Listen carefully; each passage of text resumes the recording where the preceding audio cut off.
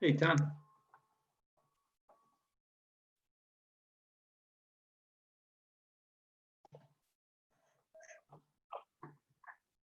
You there, Dave? I'm here. How are you? Did you get my voicemail? No. I need a favor. Okay. You have a copy of the agenda handy or agenda you need? Yeah, do you want me to email you? Well, you can do that, but it's well, I can limp through it. Yeah, can you email it to me? I'm trying to do it on the, I can read it. You want me to read it or? why don't you? Yeah, that's fine.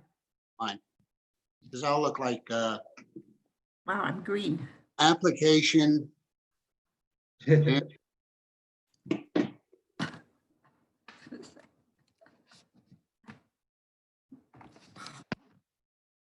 And that's what we have. Do we have any minutes? We're not going to do those anyway, right? Yeah, no, I don't think we need to do the minutes tonight. We'll skip over the minutes and, you're going to email it to me? I'll just read it if you. unless No, but I you- mean, what do we have? After that is the minutes and then comments? That's it. Yeah. I can remember that. Yeah. Yeah, not much to it.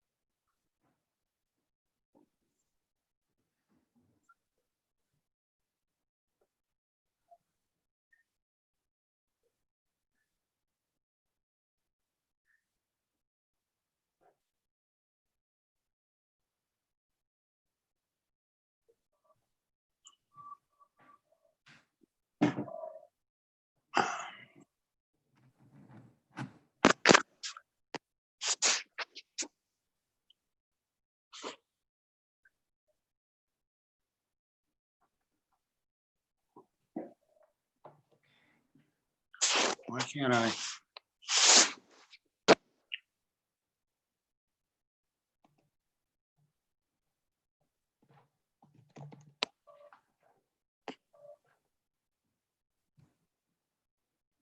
For some reason, all I can on my screen here, all I can get is a picture of me.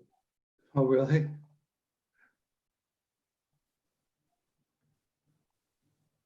Hold on one second. I'm just.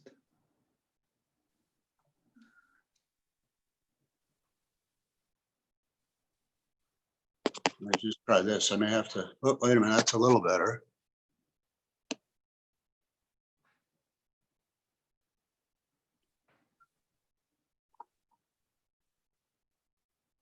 Going with video.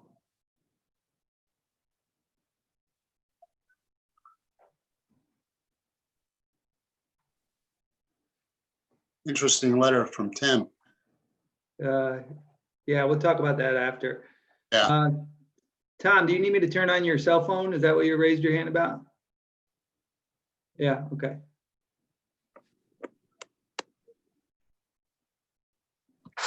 Go ahead, Tom, can you? All right, All right, I'm in. thank you.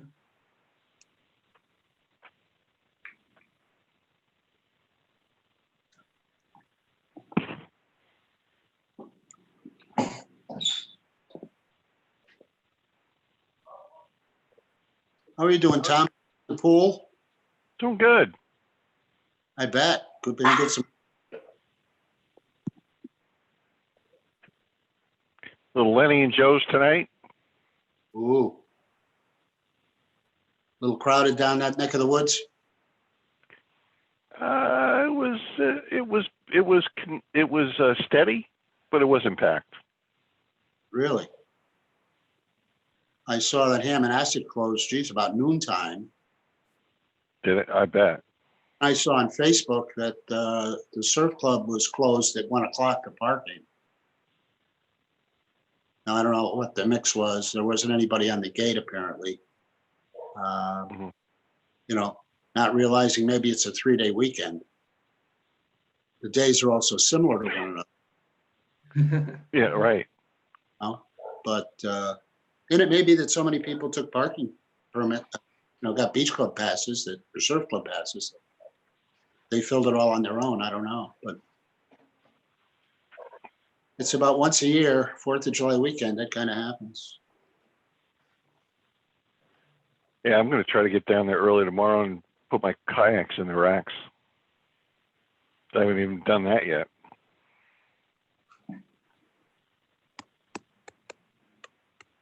But Dave, I got my pellets in today. Oh, you did? Nice. Yeah. Have you used it yet or? No, I haven't. I haven't because I just got home from work a little while ago. That'll keep you in shape. You got Yeah, quite I a bit of ground to found, make. You got quite a bit of going out ground on to the make. road. What's that? And you have quite a bit of ground to make up. Yeah, right. Exactly.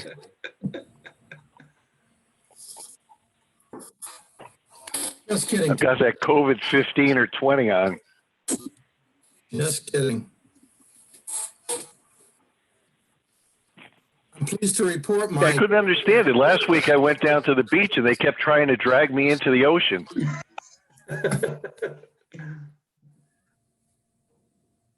Hey, Dave, Yes, I was looking for, did you do a rationale document that, that they talked about? the resolutions. Yeah, I did draft versions, and I was gonna mention this at the start of the meeting, but it was Okay. suggested that I not send those in advance, that we have some discussion prior to, but I have them prepared to share, if we get to that point. okay, good. I just want to make sure I didn't miss it. No, you did not. Yeah, I should have notified, I meant to, notify you guys yesterday, but I just didn't get a chance. May I ask a question?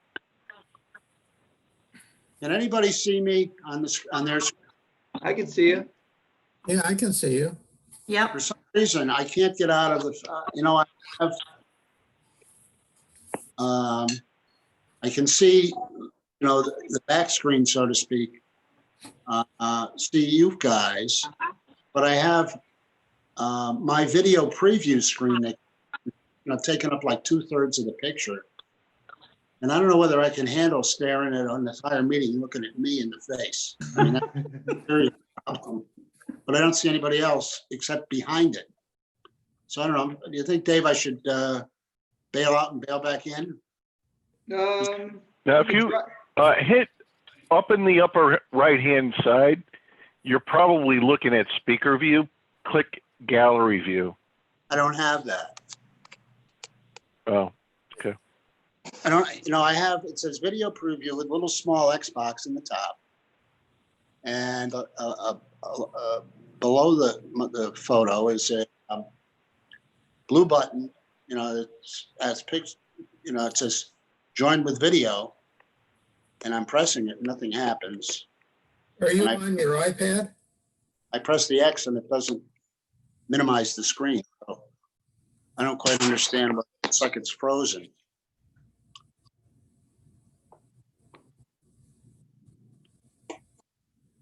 Are you on your an iPad or a computer, a laptop? I'm on my iPad, Jim. Yeah, I think that's a little bit different. What are you on, Tom? I'm on a laptop. Yeah, I think they're a little bit different in terms of how they operate. Joel Miller just got better looking. The one thing in using the iPad, That's not possible. the one thing I find, I want Joel Miller's surgeon.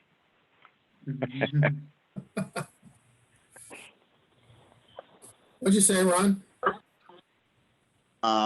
what was I going to say? About using the iPad? Oh, and using the iPad, that the controls to mute and do those types of things are at the top of the screen.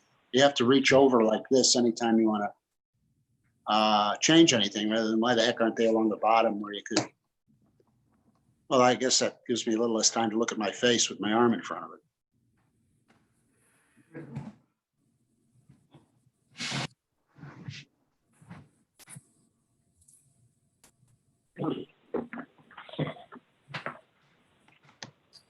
Well, it sure doesn't feel like 4th of July in Madison, does it? No, No, it doesn't. I think that's my favorite weekend of the year, between the parade, of course, the concert, terrific, and fireworks. And this year it's a 3-day weekend to boot, with the 4th being on a Saturday.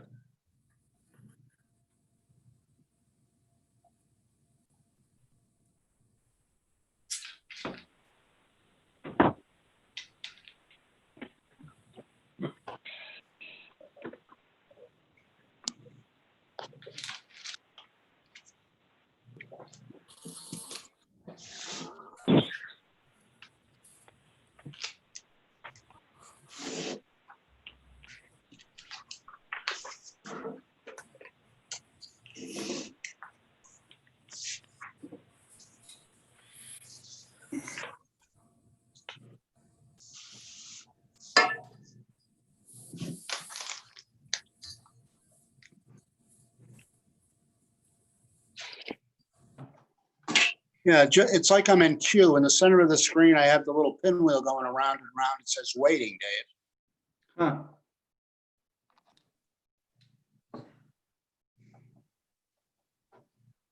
I don't know. I'm got myself fairly proficient at Zoom, but I'm not sure I can help you with your particular problem. Oh, but why don't I, maybe it's best if I just back out of it and come back in. That's fine. All right, so excuse me for a minute.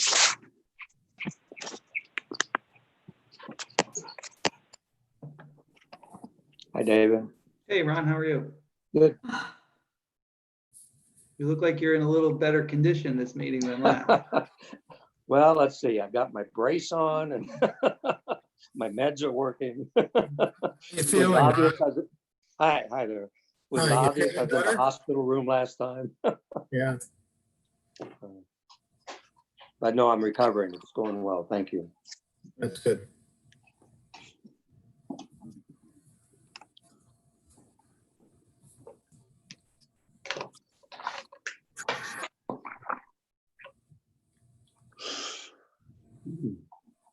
Hi, guys, just testing. Can you hear me okay? You bet. Good. All right.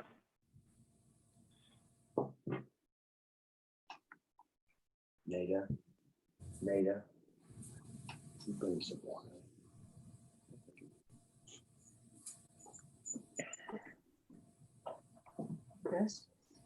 Just water. Do we celebrate the 4th of July tomorrow or Saturday? Both. You get off tomorrow, David, and at the official Yeah, the holiday? town's off tomorrow. Yeah.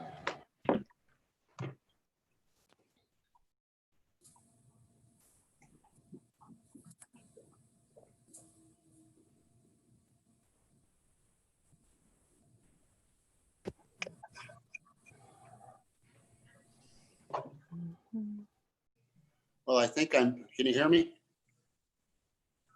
Yes, So now I'm back to normal, unless there's something Dave hasn't learned about yet happened. Now we gotta, Hi, Ira. Hello there, everybody. hello, Ira. Good evening.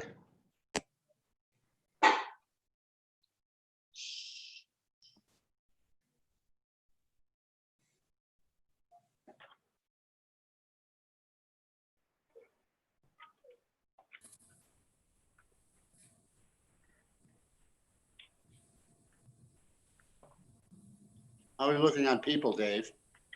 Well, we have everybody here. We're expecting.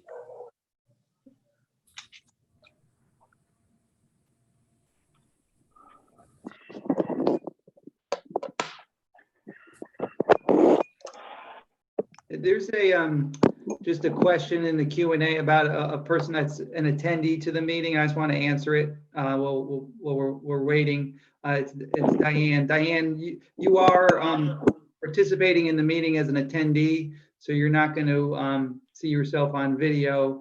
And this is not a public hearing at this point, so there's not going to be an opportunity necessarily for the public to speak, but you'll be able to view the proceedings of the commission.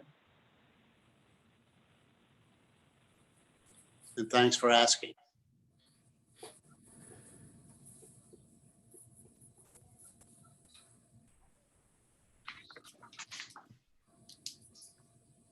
Well, whenever you say we're set, Dave, you're the control center. I'll call. We are set. Thank you. Good evening, everybody. Welcome to the July 2nd, 2020 meeting of the Planning and Zoning Commission. We have one on our agenda tonight, and I would ask Dave, would you read that application number and so forth for me? Yeah, let me just get to it on my my screen here. So the application is, excuse me, 20-08 503 Old Toll Road, map 143, lot 20 in the RU1 district. Owner Madison Investment Group LLC, applicant Wildwood Behavioral Health LLC. Special exception permit to utilize the existing buildings to provide professional outpatient behavioral health services for adults. The facility will be licensed by the Connecticut Department of Health to provide outpatient programming, including individual, group, family, and activity therapies for individuals with low to moderate severity psychiatric, including substance abuse disorders, requiring non-hospital, non-medically managed treatment. Treatment services will not include methadone maintenance. Deliberation continued from June 18th, 2020 regular meeting. Thank you, Dave.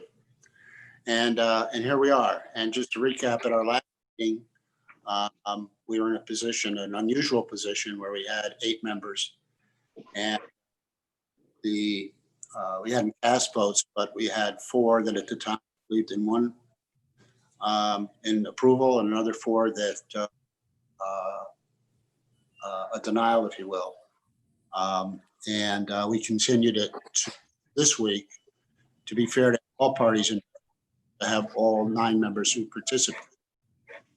Unfortunately, one of our members this evening, one of our most dependable members, John Mathers, is not here.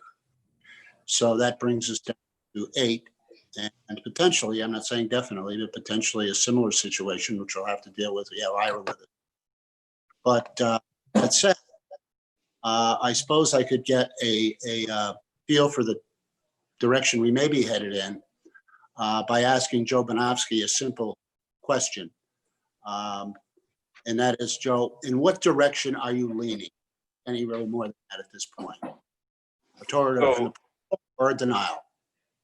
So, I apologize that I couldn't make the last meeting. However, I was watching my son graduate high school. So Congratulations. thank you.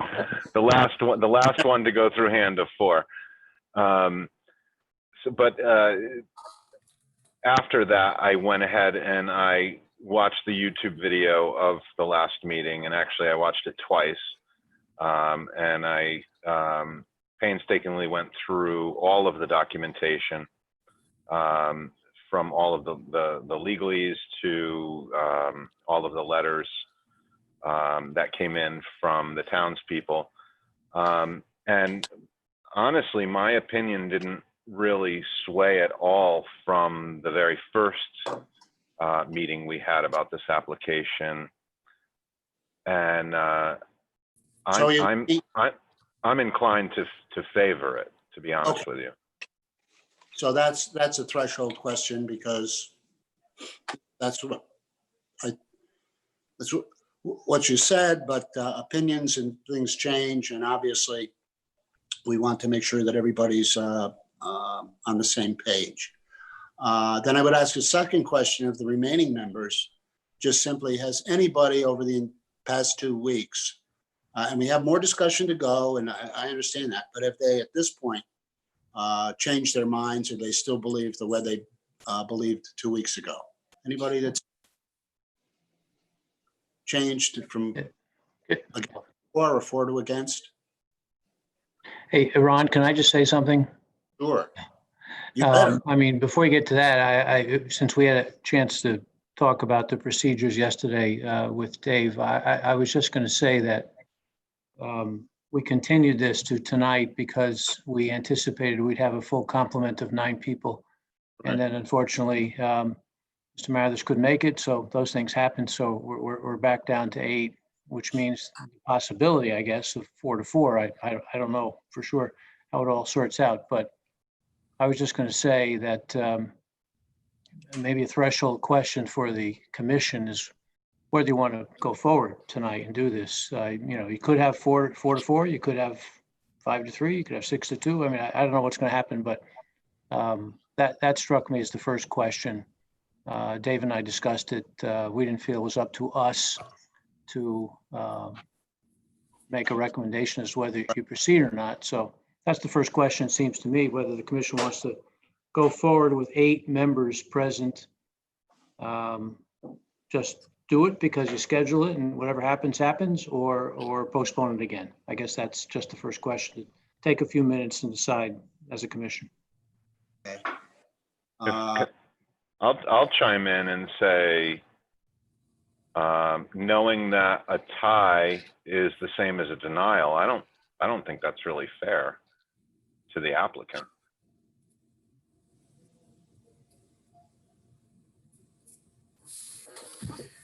Jim? We've been, I think, more than fair. We've postponed this thing, or we've continued it like 4 different sessions. I say we take the vote. Anyone else? I'm sorry, can Jim repeat what he just said? Yes, what I said, Giselle, is I believe we've been, more than fair. We've extended or continued this several times now. And eventually, I think the decision has to be made so that the applicant can move on if it's a yes, or move on if it's a no. I remember the first meeting, they really wanted to, we went from our public hearing zoning meeting to our hearing meeting just so applicant could get on with it and a decision could be made. I think we've done, this is our 3rd session since then. So I believe we should vote right now. Mr. Chairman, this is Ron. Go ahead, Ron. Again, I can't remember how Mathers was going to vote, so I don't know if we're looking to a 4-4 or 5-3. I just can't remember. But the whole point of our continuance was to get 9 people, and that has failed. And I don't want to put words in the mouth of the applicant, but if a 4-4 defeats it, I don't think we should be moving ahead tonight because it's in the best interest of the applicant. The applicant, I would think, would say, I would rather have a full complement of 9. And what's another 2 weeks? But that's my opinion. I can't remember where Mathers came down. Hey, All right. hey, Ron. Yes. I guess kind of 2 points. One, I know we have 2 alternates sitting on the panel. I know Peter recused himself last time. I don't know if it is valid to ask if any of the alternates feel that they are in a position to join this time. So that's point number 1. And point number 2, while it's important to be fair to the applicant, I think it's also fair to be it needs to be fair to the neighbors. And so I would vote, given that we have given this a couple of continuances, that we should vote. Thank you, Tom. I had a discussion about Dr. Hay, who you're right, with Peter Roos. He recused himself and has sat in on all the meetings and all the hearings and observed. Dr. Hay, unfortunately, because of her COVID involvement, was unable to, the first 3, I believe. In a discussion with Ira and Dr. Hay, she never had the opportunity to ask questions. It was really felt that, and there were legal issues here too as well from who's ever maybe agreed to challenging this. But Ira, you might comment on that, right? Might be, you could say what. Yeah. I'm I'm just a bit leery to call for an alternate now. I mean, if we're talking about like tonight or something, I don't know where they are, if they're listening or not or what. I don't know if they've watched all the videos, or they participated in some way. Even if they have, there's still a remote, possibility that it could raise some sort of fairness issue, I think, in my opinion, because the applicant and the neighbors, didn't know that this particular alternate, whoever it is, was going to vote. Maybe this alternate didn't ask all the questions that he or she thought of. The applicant or the objectors could have addressed some concerns that this person who might now have a vote had. So, I mean, it raises issues to bring in an alternate at this point in time. I'm not going to tell you it's you can't do it under any circumstances, but my preference is, you want to stick with the regular members. That's where we are. And I think the issue is proceed with 8 on the theory that, well, we said we're going to do it tonight, or wait another couple weeks and hopefully get a full complement of 9 people. That seems in the abstract the most fair thing to do, in my opinion. But the problem is how many times do you do that? We could continue for 2 weeks and someone else could have a problem. That's, those things happen in life. So we come back in 2 weeks and someone else is unavailable for one reason or the other. And what do you do then? So, at some point you do have to vote. It's either tonight or continue it for a couple of weeks. Okay. I guess with Ira's weighing in, I'd probably say then let's wait. Pardon? I thought Attorney Bloom said the fairest thing would be to wait and hope we get the 9 people, which then obviously I'd agree with. I didn't catch that was the way he worded it, but maybe Ira, you could clarify. I think Ira said the fairest thing is, I think the term he used. Yeah. I have to just say that. I mean, how could one not say that? You have 9 people on the commission. It's an odd number for a reason. And that seems like the fairest thing to do to me. But So you yeah, could this is- decide that, you continued it to tonight for the purpose of getting all 9 people. One person can't make it. That happens. I don't know that the vote is going to be 4-4. It could be 5-3 or 6-2. So you can decide to have a discussion tonight. Somebody may change their view one way or the other. I don't know how the vote's going to turn out. So that's irrelevant to me. And You can't wait forever. I do acknowledge that. If you think there's a possibility of another 2 weeks of getting everybody, if everybody says, yeah, I'm available on July, whatever the date is, 16th, 16th. then that's probably a good option. So Ron, I'll be here. I just checked my calendar. I can 100% commit to the 16th. terrific. Well, listening to what you said, Ira, certainly the fairness is really, the key word here. I hear what you're saying with that. I think the other thing, if we decide to, and I'm not going to tell you how I feel, I'll wait on that. But if we were to decide, Ira, to wait for 2 weeks, can we declare tonight that come heck or high water, we're going to have a vote?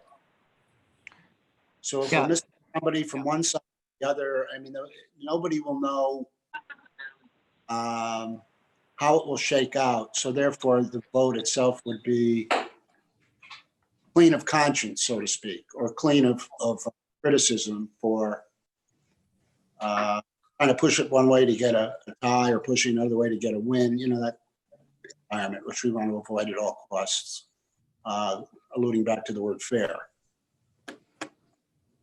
That strikes me as reasonable. I mean, 3 sessions, you try to get a full complement of 9 people. If that's not successful, then you just have to go forward. I think that's perfectly fair.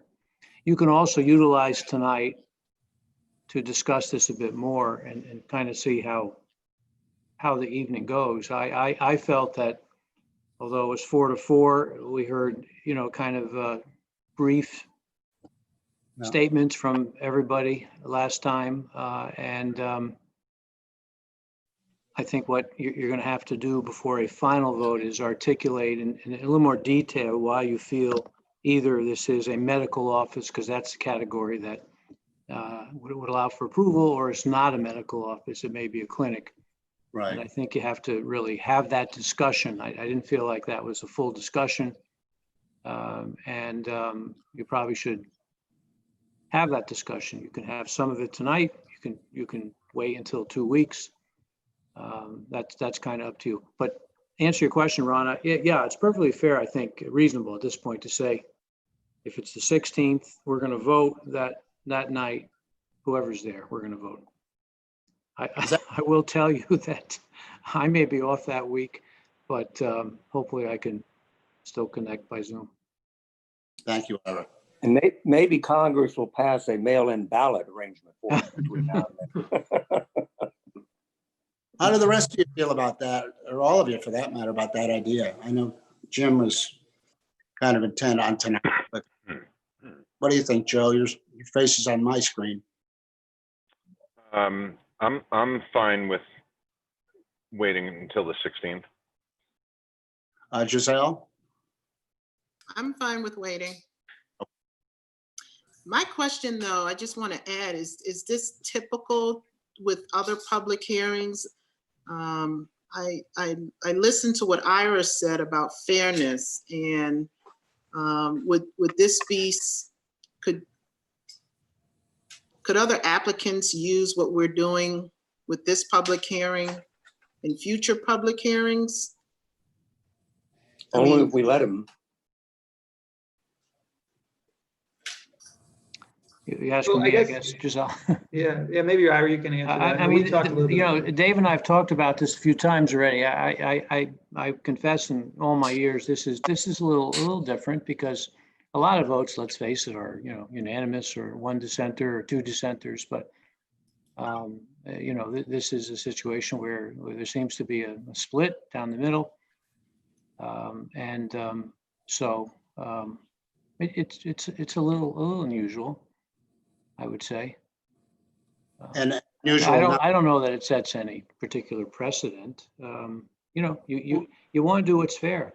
And you have 9 people, and if you can get 9 together, you want to try to do that.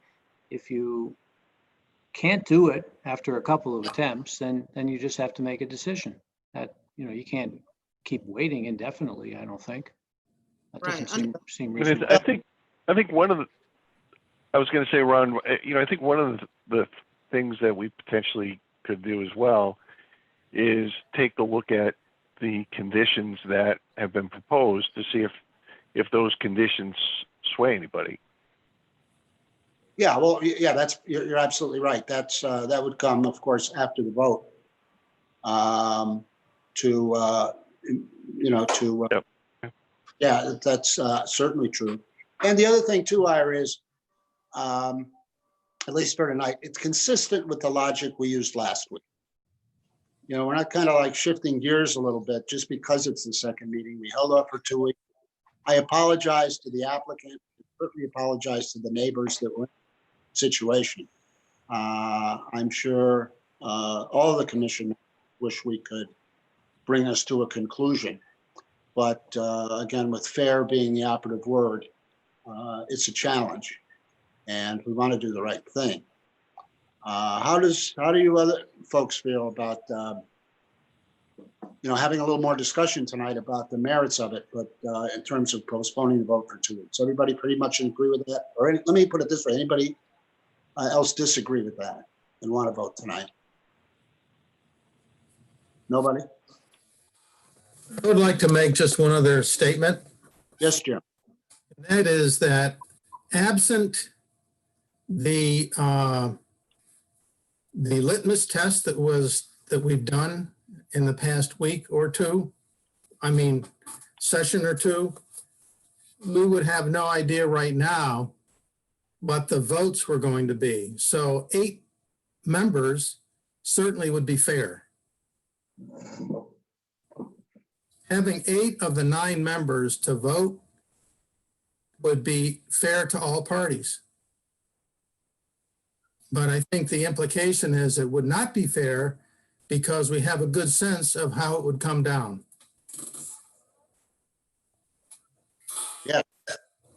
That's the, in my mind, that's the issue.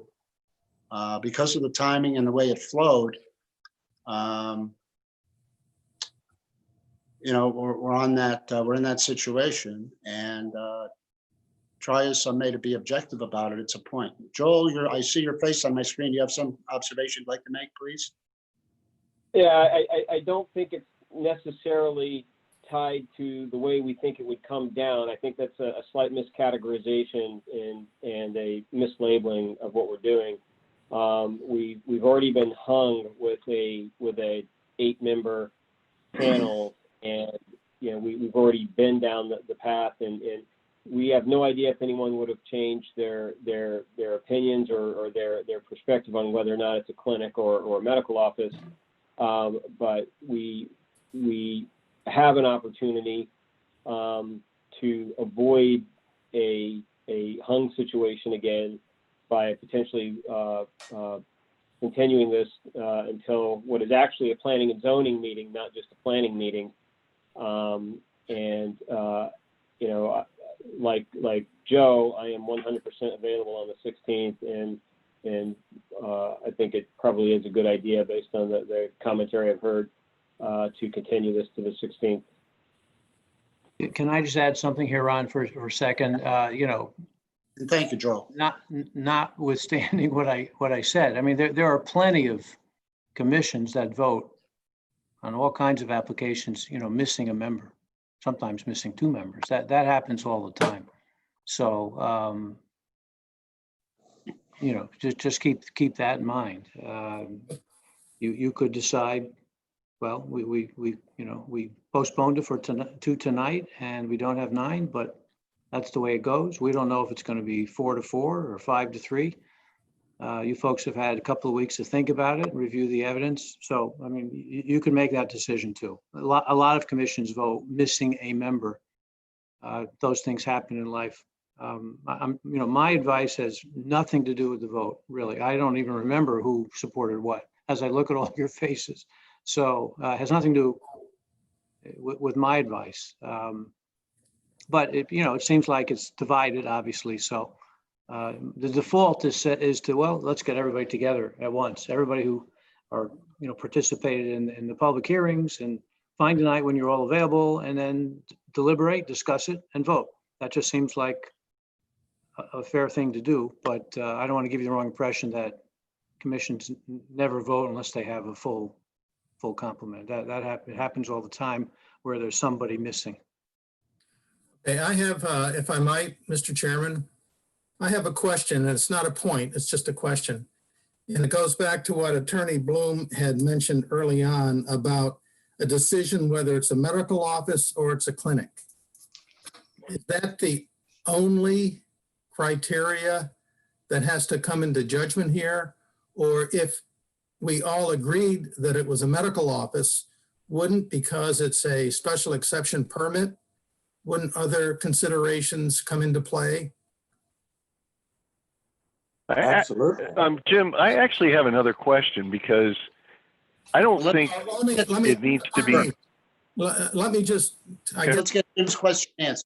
yeah, excuse me, Tom. I just wanted to get a feel for what the answer to that is. I'll, if you don't mind, Ira, I'll take a crack at the answer and you can supplement me. Yeah, so Jim, I think you're correct. I think Ira was talking about kind of the threshold question that we've been struggling with. But to your point, if the commission all agreed on which use category it fell into, by virtue of it being a special exception application, you still have to decide whether you feel that particular use is appropriate at this location. So yeah, it is a layer of decision, yeah.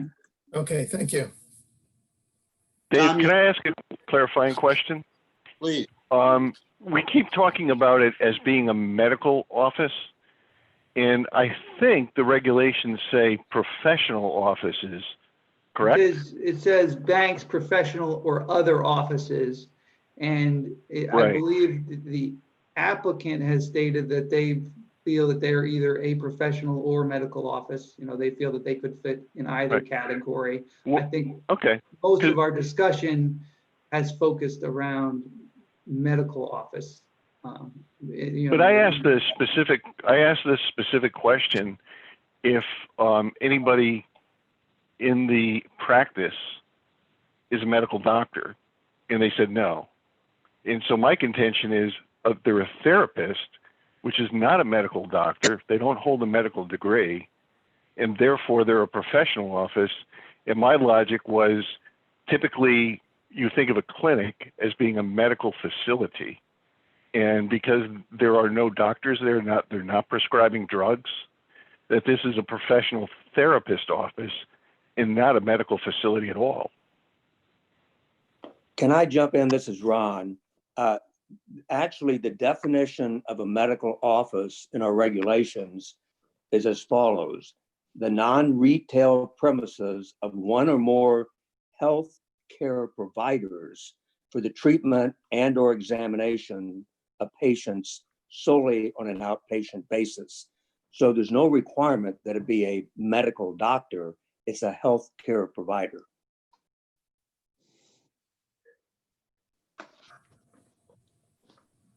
But we still define it as medical office. Ron, I think. I still say it's a that's professional office. Like To to, Tom's point, I think it's semantics that we're getting wrapped around the axle on. And regardless of if we think it's a medical office or a professional office, that is a allowed use for the site conditions that are there. You know, so I don't think it matters if we say medical or professional. You know, healthcare provider is a professional. It's just whether or not it's a clinic. well, anybody who works for a living is a professional. I understand that. Let's get back to the handout. No, but there's professional license. Well, Joel, let me interrupt. Well, you know, I just want to say that if you approve it, you do have to find that it fits within one of the special exception categories in 5.4. So, you know, you do have to make that finding at least. But I think we're getting a little bit, I think that's the next step. What I'd like to do now is just make sure that everybody's comfortable, one way or the other, with pushing it down the road 2 weeks, or are we going to act on it tonight? I've heard some opinions and I haven't heard from everybody. So, Elliot, folks, you got to speak up, help the committee. Okay, yeah, I think I would be in favor of pushing it off for 2 more weeks. I mean, the first 3 sessions, we did have 9 full panelists or 9 full commission members. Yeah. Yeah, I do realize the last 2 now, we have been missing 1 each time. But I think I'd be fine with pushing it off for the actual vote for 2 more weeks and trying to have the full panel. But if for some reason we don't have a full panel on the next one, I think I would be inclined at that point to move forward with a vote. Okay. Either way. Thank you. Anybody else? So is that the consensus that we will continue discussing this? But in terms of the actual vote, we will delay that till the 16. I would say everybody? it's the majority opinion. I don't know that it's the consensus. Thank you, Jim. Well put. Okay, The other question I actually had on this was regarding all the discussions at this point now, or would it make sense to hold off until we have all 9, you know, to the next meeting where we have everybody available, so that John Mathers, if he is going to be here, doesn't have to go back to basically review everything that we discussed this evening. well, he certainly doesn't have to review anything we've discussed to this point because it's about 2 weeks and he's not here. But I do think it would be helpful to talk about, not a debate, because that's what we're talking about,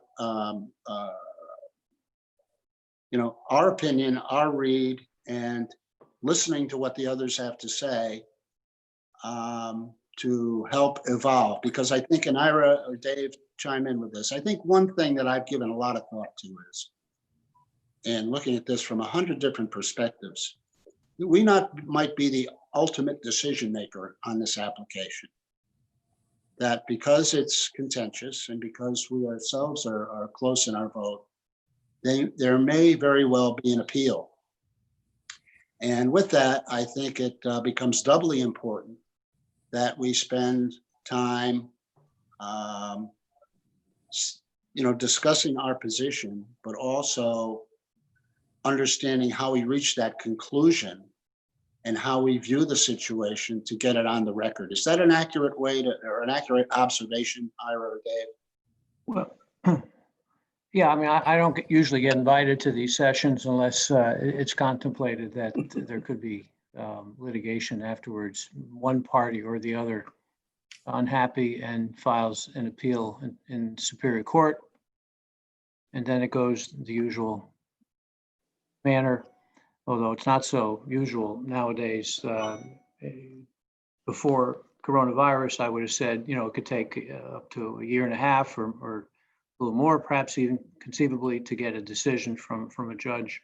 Right now, the land use docket in Hartford, where a lot of our cases go, not all, but a lot of them go, is literally shut down. So there's been a backlog and all that. So all of our zoning appeals are sort of on hold, with maybe just a few exceptions. A lot of them are on hold. And so the time period can be extensive. But yeah, I mean, when you have two parties stating their positions, they both hired lawyers, then you should anticipate that it could go to litigation. And so I'm here to help try to get the strongest possible resolution that can be defended in court. That means generally to articulate your reasoning, to focus on the evidence that supports it, and to draft a resolution that is clear and consistent with the regulations and the evidence. So ultimately, or ideally, that we would have a decision on our end that we would be upheld rather than overturned. Correct. Yeah. Okay. All right. Thank you. Well, discussion. I know we've all, maybe for one, maybe I won't put anybody in the barrel first tonight. I'll be a schmo and speak first about where I'm coming from. I spent a lot of time over the past 2 weeks thinking about this, looking at it, looking at tapes, looking at exhibits, focused in on the question of clinic or office. And the more I thought about it in my mind, that, well, first off, simply stated that if we were sitting here as a group and read what's proposed for this location and asked, what do you think it would be, a clinic or an office? To me, that would be a pretty easy decision. That it's a clinic. But beyond that, if we find it's an office, I don't recall in my experience on the board of on the Planning and Zoning Commission, or anywhere else for that matter, where we've had an office, medical office, professional office, move into a facility with, I know what I put on my list of potential conditions: fencing, no parking at night, no medicine. What kind of a medical office are we dealing with here? It's not. 4 of the 5 employees are described as professional, clinical, social workers. There's no medical doctor on staff. They're professional, clinical, social workers, which means something to me. I also don't see a medical facility where patients can come in for an appointment up to 5 days a week for up to 6 hours at a time. To me, I just can't get to think that it is a clinic, and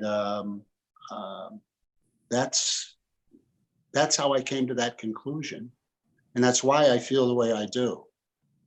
So anybody else want to share their thoughts or opinions on why they feel the way they do?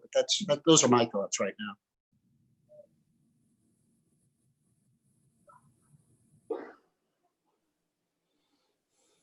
Ron, I'll jump in if no one else will.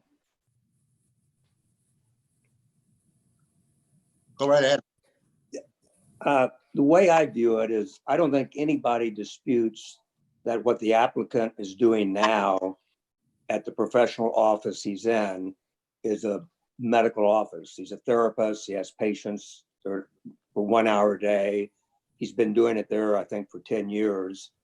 And I just don't think anybody wouldn't agree that that's a medical professional office where he is doing therapy. So what is changing here is he's taking the same patients and he's moving to another facility, but instead of being with them 1 hour a day, I thought the numbers were like 3 or 4 hours a day and maybe multiple times a week. I don't know anything in our definition of a medical office that when a doctor spends more time with the patient doing the same thing, it converts itself into a clinic. That's contrary to our definitions under the regulations. And I know people have a tendency to use the form at the state level that he has a psychiatric outpatient clinic, but that is purely a label. And if we look at our own regulations, the definition of a medical office is pretty much what he's doing now and will do after that, except longer.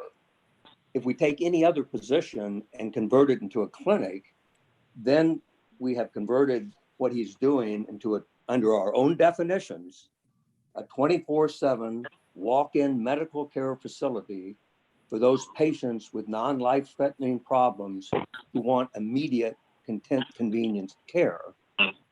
And yet he has told us all of these patients have to have an appointment weeks in advance. They're all pre-screened. This is not immediate care on a sudden basis. So the only way I think we can get to a clinic here is by using a label on the state form and ignoring our own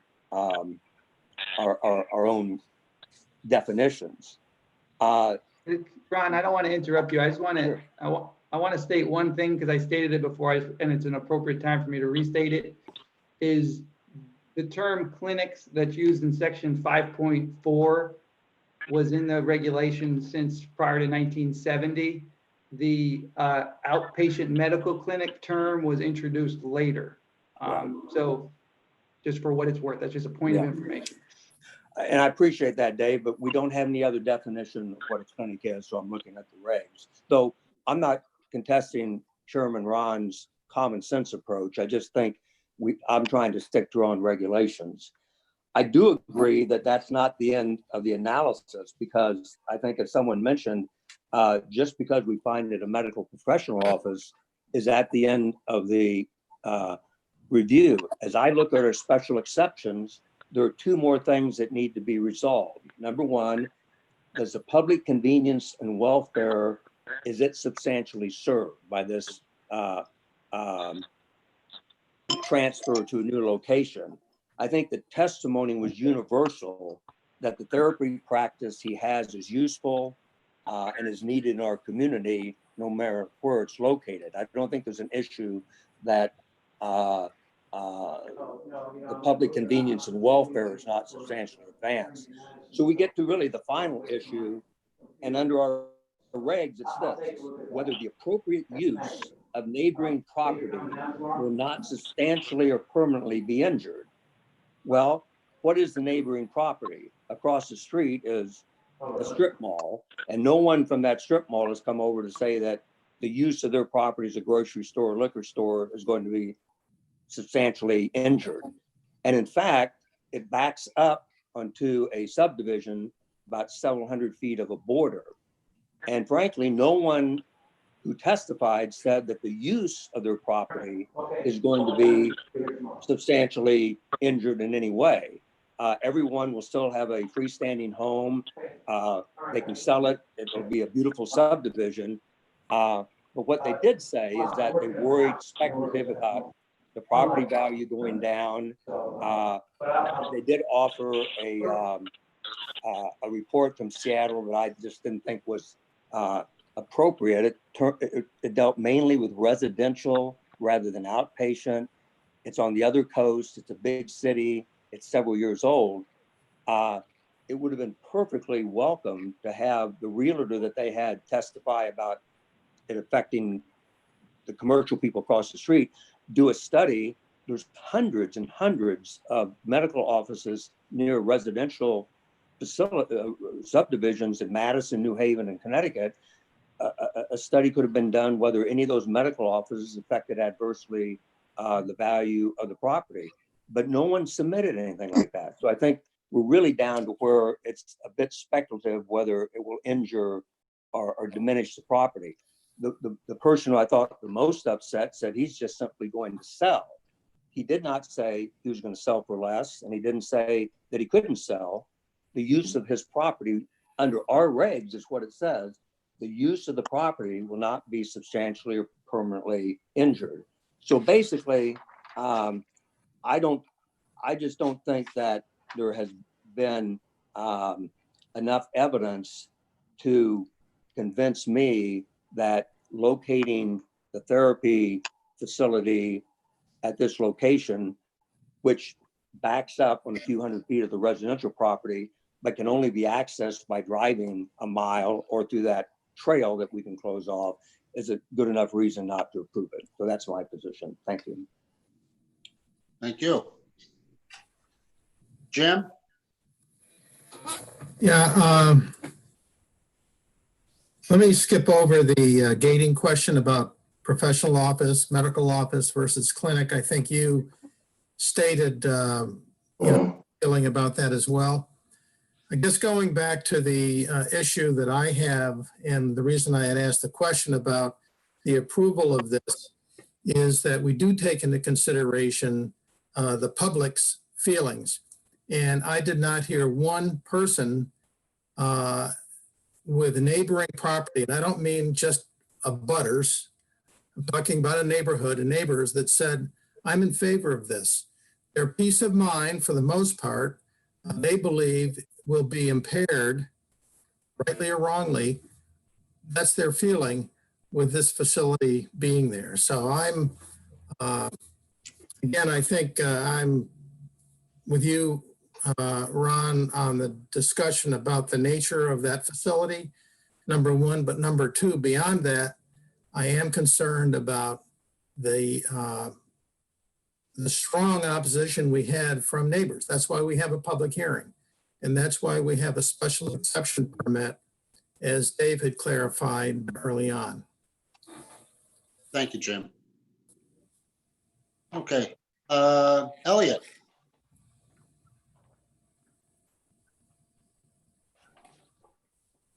I don't, at this point, I mean, I'm still leaning towards, agreeing with Ron and Jim on all the points regarding the what it actually is, whether it's a clinic or a medical or professional office. And, and then secondly, with what Jim just brought up about the neighbors and the abutters, there has not been anybody who's come out in favor who is an abutter. So my opinion basically has not changed, from previous meetings. Thank you. Joe? Sure. I'll elaborate a little bit. So You know, a lot of this to me seems, with respect to the professional office versus clinic, a lot of that seems to be semantics and open to interpretation. I've had the unique experience of, on 2 occasions, sharing a professional building with an outpatient facility that did the exact same thing that the applicant is suggesting that his, you know, offerings are. Ron, as you may remember, you know, my family owned a commercial building in Meriden on Research Parkway, and that was our office for many years. And in that building was a outpatient facility that, I mean, the repertoire of services they offer is literally identical to the applicants. That was not referred to as a clinic. That was referred to as an outpatient facility. That was a division of, I believe, either Midstate Medical or Hartford Healthcare. I don't recall which one. And they were there for years, and we would see patients coming and going, and nobody knew any different, whether they were, you know, going into the dentist office or to the agency or wherever. Additionally, I mean, this is a little bit of personal injection. When I think of clinic, clinic is the term that everybody referred to, like Middlesex, you know, the original Middlesex urgent care, you know, near the state police barracks. You know, everybody referred to that as a clinic. In my mind, that's a clinic, you know, a mini hospital that serves a whole host of different purposes. I don't particularly see a outpatient drug and alcohol rehabilitation therapy center as a clinic. I see that as a professional office. And I've read everything that's been sent out by Dave. Some of it vague, some of it specific, but none of it overwhelmingly authoritative in that, you know, it's definitive that this is the definition of a clinic versus a professional office. So largely based on my own personal experiences with sharing office space with a facility very similar, if not identical to the applicants, in addition to living as the crow flies less than a mile from where this applicant's facility is, or hopes to be, you know, putting all of those things combined, I don't see how,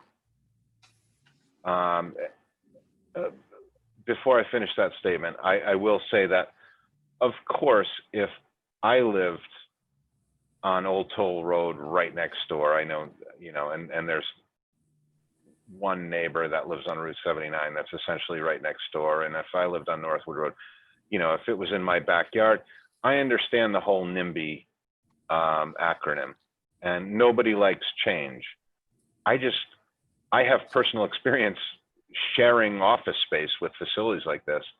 I don't think they will be adversely affected. I'm sure people listening to this are probably like, what do you know? It's not in your backyard. But I've had it in my backyard twice. And I saw nothing more than, whether it's school buses where, you know, minivans with kids, or whether it's cars with people going in and out of the dentist office, such as the one next door to it. I don't see it as any different than the building just east of it with people going in and out of a dentist office. I think the foot traffic is going to be nearly identical. And I know I'm a little outside of the legal issues here, and I'm offering opinion, but my opinion and how I feel about professional office versus clinic is what's guiding me to be in favor of the applicant. Can I ask a question of Joe? Joe, is your office that you mentioned, was that in a residential district? It was mixed. It was mixed. If you want me to give you the exact location, it was One Research Parkway in Meriden. So you were borderline commercial. And then on the East Main Street side, you had residences within a stone's throw from it. I'm just asking about the zoning, the zone that you were in, that this was in. That was before I was on P&Z, so I don't particularly know. Okay. I didn't really pay attention to it, but there were Okay. residential homes within a stone's throw from that spot, because it was literally the first property on Research Drive in Meriden, which was eventually struck by lightning and burned to the ground and is now a car wash. But Oh, that's too bad. yeah, so it's not there anymore. If you were to look it up, it's a car wash now. Okay. But it was a, I don't know, 25,000 square foot commercial building that had multiple tenants. Thank you. Giselle, So I still can't get over the fact that this establishment needed to get a license for a clinic. So I kind of was like trying to work backwards. So if he needed a license for a clinic, it doesn't say outpatient clinic. It simply says clinic. Now I know we've talked about the definition of a clinic, and they've been using the term clinic for a number of years, but still, the fact that he needed a license for a clinic in order to operate his business, I'm stuck on the fact that I feel that it's a clinic. So for that license, and maybe Ira can help me out with this, is the license for a clinic, or does it read outpatient clinic? Or maybe Dave knows that. No, I would have to look back. Yeah, at the, I'd have to dig it out. Dave, maybe non-COVID you can waiver answer. form. Yeah. How about I try to dig that out while the conversation continues? Okay. And then, So- oh, sorry. Because I hear a lot of outpatient clinic. This is not hospital, doctors, but a clinic doesn't have to be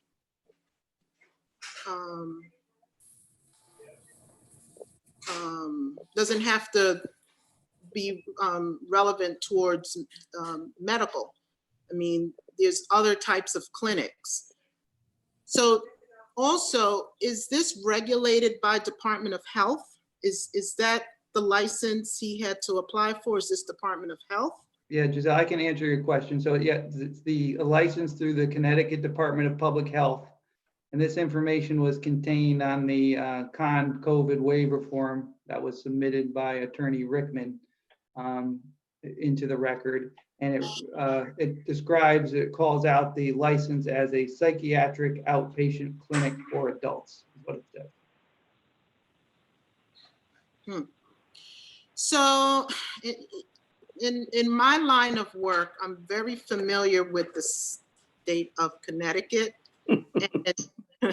and their regard towards the public. My feeling towards this is that it is a clinic.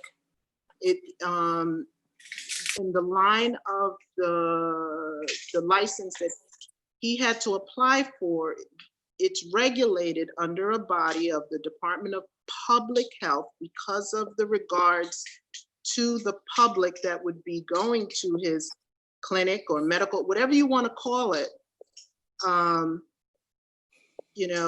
Their regard for the public.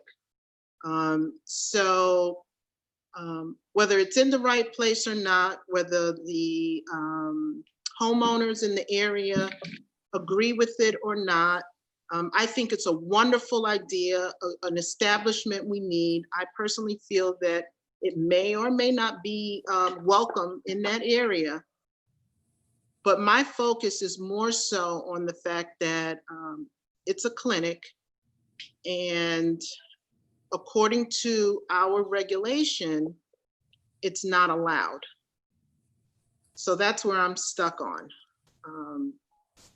It's going to be regulated by Department of Public Health. And maybe Ira, David, you can expand on that, but there's a reason for that. So that's where I'm stuck on. That's my 2 cents. Appreciate it. Thank you, Giselle. Joel, I haven't heard from you. You spoke earlier, but you might have more to say. So it's always been my understanding from the initiation of the application and in the first bits of testimony that the Department of Social Services requirement for an intensive outpatient program to receive payments through various subsidized insurance programs is to have this licensure as an outpatient, a psychiatric outpatient clinic. And the stated use in the application is, I think it's quite clear that there's no acute care, there's no prescriptions being written, there's no dispensing of medications being done. There's the applicant very specifically in that con form says that there are no beds, there won't be any beds, there's no walk-in service, it's strictly by appointment. I have not heard anything that convinces me that it's not an office.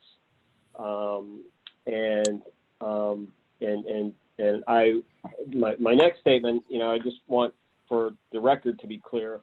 And if I'm mistaken by this, I'll withdraw this little bit that I'm going to say next is I want to be careful about us using the word abutter, because if I'm not mistaken, I believe the actual abutter to this property is the Madison Land Conservation Trust.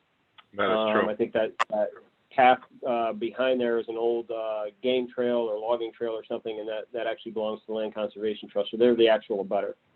That's not at all taking away from the proximity of the neighbors in the neighborhood behind there. But I just think we should be careful about using the word abutter because I haven't heard anyone from the Land Conservation Trust speak in any of these hearings. So, one little piece of verbal housekeeping, and the other thing is I remain convinced that the licensure for a clinic was done to be able to accept various forms of insurance, and that the stated use is clear that it's an office, and if I look at the stated use in the application, it doesn't even come close to our regulation definition of a clinic. Thank you, Joel. Tom? Yeah, I couldn't say it any better than Joel and Joe. I agree with them 100% in terms of, where they're coming down on this. And, I would say in reference to, the neighbors, in all fairness to the neighbors, and, we listen to the concerns, and I do think that there are ways that we can mitigate those concerns with the appropriate limitations or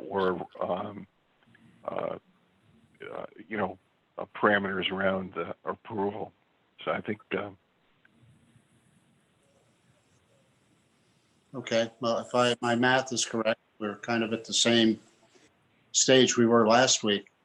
I will add just a couple thoughts from what I've heard that, paraphrase, they didn't use, of course, the word clinic in their application. And obviously they wouldn't because of the issue at hand. Secondly, is, the fact that we heard, and I anecdotally, that the state somehow uses clinic. It's an obsolete term. I don't know how, one comment from some person, makes that reality. And much like Giselle, I think that a clinic is a clinic is a clinic. But I think we've all had an opportunity to share our thoughts, know where we're coming. Ira, is there anything? It seems obvious that we're at a deadlock. So that 5-3 situation did not present itself. That we wait 2 weeks and maybe talk it again. We can look at the tape, listen to the comments, particularly those tonight that I've heard from, the 4 folks that are in favor of approval, to rebalance myself, because I want to make the right decision and a fair and objective one. So, Ira, do you have anything to add to that, or? Not really. I think you're back where you were at the beginning. You could decide to call the question, so to speak, and vote tonight. You scheduled it for tonight. Everybody thought you'd have a full complement tonight and go forward, or decide, wait the additional 2 weeks and get the 9th person here in 2 weeks, have some additional discussion and see where that goes. So that's really your call. Well, as much as I'd like to, end this journey this evening, I think to be consistent with, number one, what you've told me tonight is what your feelings are, but also to be consistent with what our logic was last week. We probably shouldn't vary from that. And we should ask that you all please mark the 16th in your calendars, 7 p.m. And we hope that all 9 of us can make it. But in either way, we made it clear, didn't we? Everybody agreed that whatever the makeup is, we're going to vote if we have a quorum. Is that everybody comfortable with that? Yeah. Yes. Okay. And I guess we'll leave it at that. Any closing thoughts, Dave? No, On this- I don't have any closing thoughts. Okay. Ira? No, So I guess I'll Motion to continue. continue. From anyone. I'll make the motion to continue. Thanks, Joe. You're welcome. Second? From Joel. Discussion? All in favor? Aye. Aye. And again, I apologize to particularly the applicant and the neighbors. This thing you have a vested interest in, and I wish there was a way that we could fairly and maybe ultimately legally do it another way. But we don't want to expose ourselves to whatever we make to be in jeopardy. And I think this is the best. But I think Ira is cool with us taking that option and get to a conclusion in 2 weeks. Ron, the only thing I guess I'd add is I just want to reiterate what Joel stated earlier, just for the public even, is that normally these types of applications are handled once a month, which obviously would put us out quite a bit from now if we had, 5 sessions on it. So we are doing the best we can and expediting the commencement of the subsequent hearing to try to get a decision made on this. So hopefully people can understand that. And there are also extensive freedom of requirements and publishing of schedules for the year. We can't just meet whenever we feel like this. We have our hands tied there too. So 2 weeks is as good as it's going to. and Ron, I just want to mention, as I alluded to before, I'm not 100% sure I'm available on the 16th, but I'll see what I can do. And in any event, I think, I've said as much as I probably can say. Whatever is decided, you want to try to support it and explain it, focus on the regulations, focus on the evidence that is in the record, and craft a convincing regulation. So that's basically what I would say next time anyways. Okay. Thank you, Ira. Okay, thank you all. Thanks, Have a Aaron. good. All right, Thank you, Mr. enjoy Chairman. the holiday, everybody. Thank you, David. Thank you. Thank you. So there we are. That buttons that up, at least for tonight. Next item on the agenda, we had minutes. I don't think we'll bother with those tonight. And everybody's anxious to get started with the 4th of July weekend. A heck of a lot to do on it like the old days. You have any comments, Dave? No, I do not. Okay. Did everybody submit their, even though we've voted to postpone or move the, I just want to ask, everybody submitted their thoughts about what was approved, if we do approve it, what conditions should be considered? I've compiled all the conditions I received, so if anybody has any others that they'd like to submit to me, just, again, email me, just me, and I'll compile them for our next meeting. Can I get a rough idea? How many different ones were there? If you hold on one second, I kind of grouped them into categories.